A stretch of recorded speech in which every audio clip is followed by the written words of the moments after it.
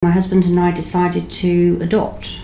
The process took about 1.5 years to get through, and then we had to go through a panel meeting to be approved as adopters. We had a very tough time at that panel meeting. My husband was a head teacher, I was a professor at that time, and when we walked in, they said to us, because of your qualifications, we're going to give you a harder time. And I wanted to say at that time why, but you can't, because you can't upset them.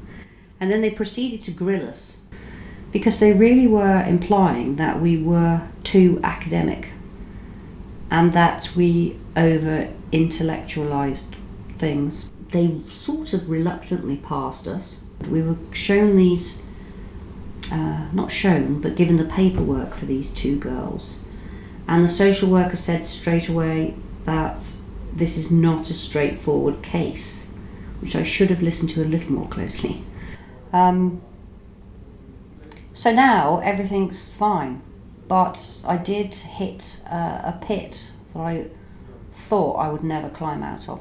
You start to catastrophize everything. You know, how am I going to work and do this? My husband's going to hate me, my family's going to disown me, I'm going to lose my... And you just go round and round and round. And you can break down. And it's trying to take the pressure off yourself. And what I wish I'd had at the beginning was somebody saying to me, it is normal to think, oh my God, what have I done? My life is ruined, I'm never going to work again.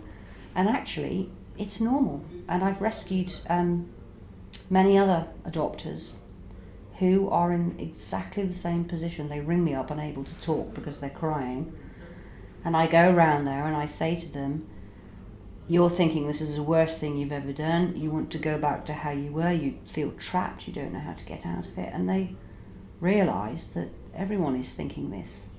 I think a lot of women with a newborn baby think this. So you have to try and keep a bit of yourself in perspective, keep a bit of you, don't give it all away, because it is a huge shock, especially if you've been an academic and you're used to using your brain all day to do great science, and then suddenly you're watching Peppa Pig endlessly.